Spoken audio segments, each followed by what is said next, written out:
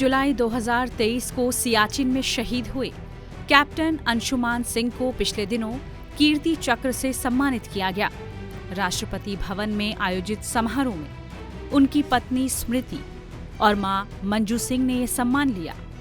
इस कार्यक्रम के बाद स्मृति ने बताया कि कैसे उनकी अंशुमान सिंह से मुलाकात हुई और शादी के मात्र 5 महीने बाद ही वो विधवा हो गई।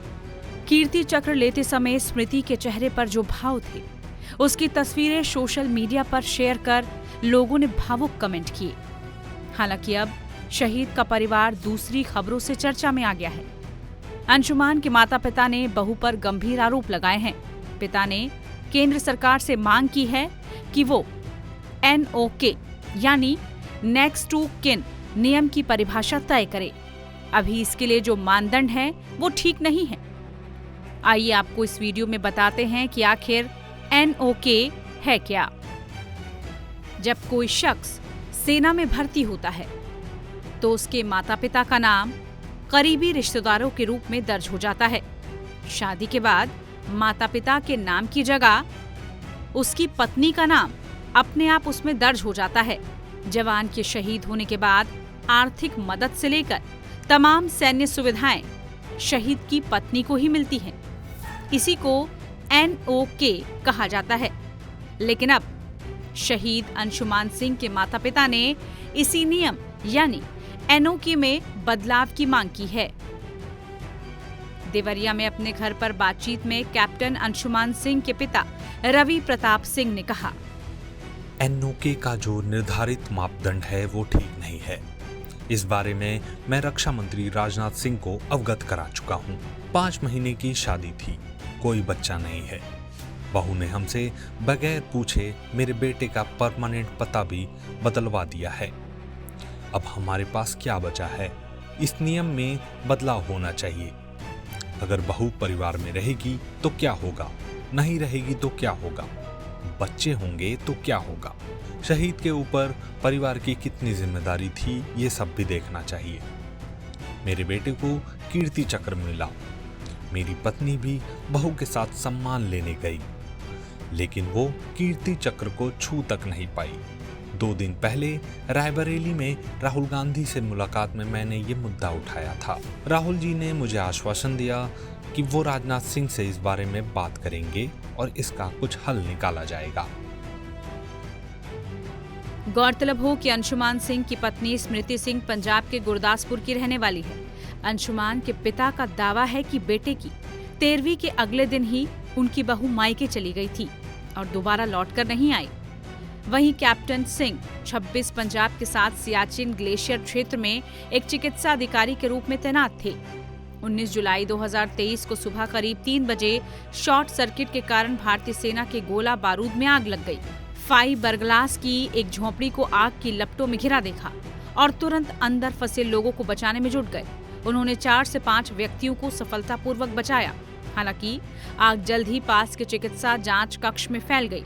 कैप्टन सिंह वापस धधकती इमारत में चले गए। हालांकि वो आग से बच नहीं पाए और अंदर फंस गए, जिसके कारण उनकी मौत हो गई। उन्हें मरणोपरांत भारत के दूसरे सबसे बड़े वीरता पुरस्कार कीर्ति चक्र से सम्मानित किया गया। कैप्टन सिंह की पत्नी स्मृति और मां ने 5 जुलाई को राष्ट्रपति भवन में राष्ट्रपति द्रौपदी मुर्मू से ये पुरस्कार प्राप्त किया।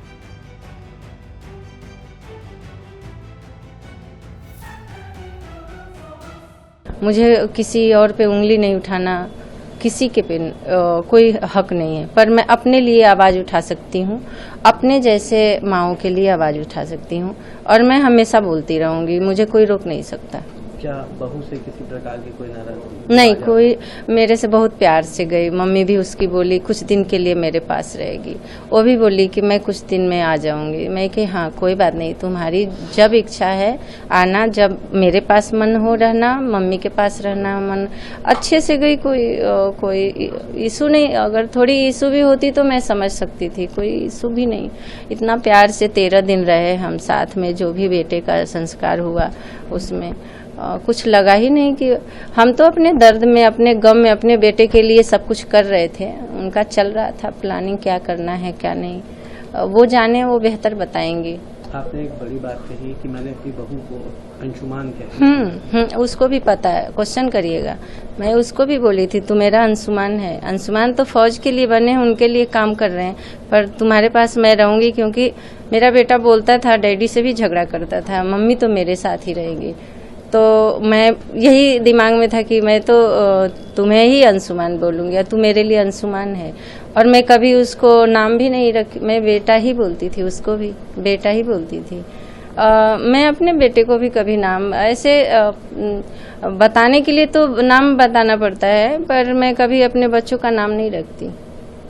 मेरे अपने क्या, मैं किसी भी बच्चों को बेटा ही बोलती हूँ। जब राष्ट्रपति जी के यहाँ सम्मान मिल रहा था उस समय क्या कुछ चीज हुई, क्योंकि बताया जा रहा है उस समय आप सम्मान को भी हाथ में ठीक से नहीं पकड़ा? इशू बनाई होंगी वो जब रिहर्सल हो रहा था, तो सीओ साहब के साथ हो सकता है उनकी बातें हुई होंगी, कुछ उनको डर होगा कि कहीं माँ लेके न चली जाए। ये मेरे अंदर की बात, दिल की बात है। उनको डर होगा, इसलिए वो इशू बनाई, ऐसा कुछ भी नहीं था। अगर 2 पर्सन आदमी पकड़े हैं तो ये लगता है ना कुछ सेकंड के लिए कि कौन छोड़ रहा है, गिर न जाए। उन्होंने छोड़ा और मेरे हाथ में ही रह गया। कोई जोर जबरदस्ती नहीं, कोई मैं हाथ आगे नहीं बढ़ाई, कोई खींची नहीं, पर उन्होंने शायद इशू बनाया सीओ साहब से, और सीओ साहब को बुला के शेयर किए होंगे अब इनके बीच क्या बात हुई। तो इन्होंने आया, बोला कि ऐसे है कि तुम बस छू लेना, लेना नहीं। तो मैं कि हाँ कर लूँ, मैं आप कहो तो मैं हाथ भी नहीं ले जाऊंगी, मैं खड़ी रहूंगी।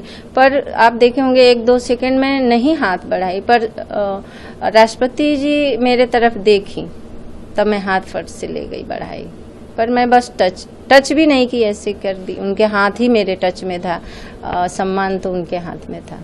आज बेटे की क्या कुछ यादें मौजूद हैं, कैसे सोचती हैं, कब चीजें? एक माँ के लिए तो बचपन से ही जैसे बच्चे होते हैं, आज जितने दिन कुछ करके गए, एक एक पल की बातें याद आती है। और वो मैं शायद मेरी सांस जब तक रहेगी खत्म ही नहीं होगा वो पल बताने में, खत्म ही नहीं होगा। कोई उसका नंबर नहीं मैं बता सकती कितने दिन में खत्म होगा, वो पल कभी खत्म नहीं होगा। मैं वही सोचती रहती हूँ कब क्या किए थे हम, कैसे मैं उसको कैसे करती थी, क्या करती थी। वो हर माँ बाप के लिए बच्चे होते हैं प्यारे, लेकिन उन बच्चों में एक बच्चा होता है जो ज्यादा ही माँ बाप के प्यारे होते, माँ बाप के लिए होते हैं, तो वो शायद वो अकेला था।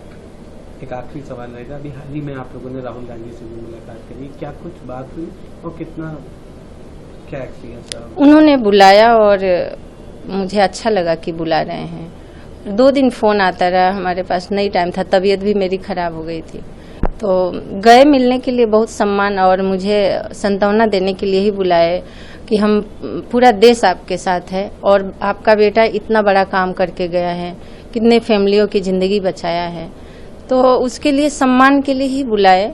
बाकी तो फ्लो में कुछ आदमी बोल ही देता है, जैसे कि अरे ऐसे ही कुछ जो भी चल रहा है, तो मैं अब उस पर नहीं चर्चा करना चाहती। पर वो मैं अपनी ओपिनियन थी, मैं अपनी ओपिनियन रख दी।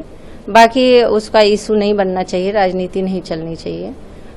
ऐसे ही वो मेरे लिए एक गेस्ट के रूप में बुलाए थे, ऐसा कुछ नहीं था, गेस्ट के रूप में। और घंटों बात हुई थी, हमारे ही लिए बात हुई थी, और उसी में मैं अपना बात रख दी कि एक माँ बाप के लिए कुछ सोचिए जो ऐसे सिचुएशन में होते हैं हमारे जैसे।